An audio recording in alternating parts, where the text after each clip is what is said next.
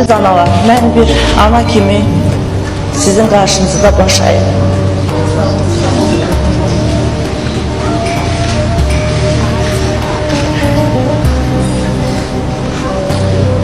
Siz elə evladlar böyütmüşsünüz ki, bütün xalq onlarla fəxr edir. Əlbəttə, heç bir ana istəməz ki, müharibə olsun. Evladlarımız gec yaşında ömürlərini dəyişsin.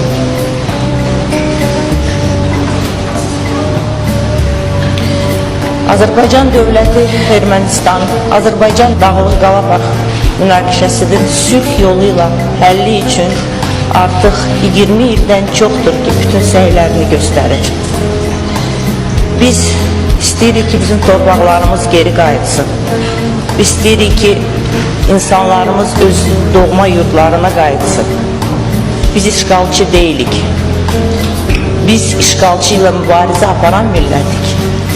Bizim heç bir başqa millətin, başqa xalqın torpağında gözümüz yoxdur. Biz sadəcə öz torpaqlarımızı qaytarmaq istəyirik.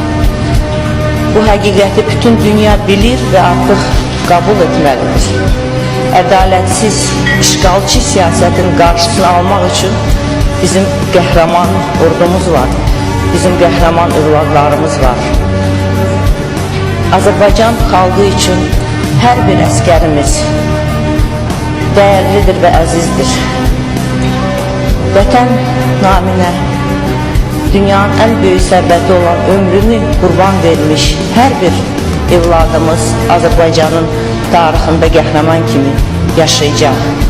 Bugünlər bütün xalqımız bizim ordumuza dəstək verir.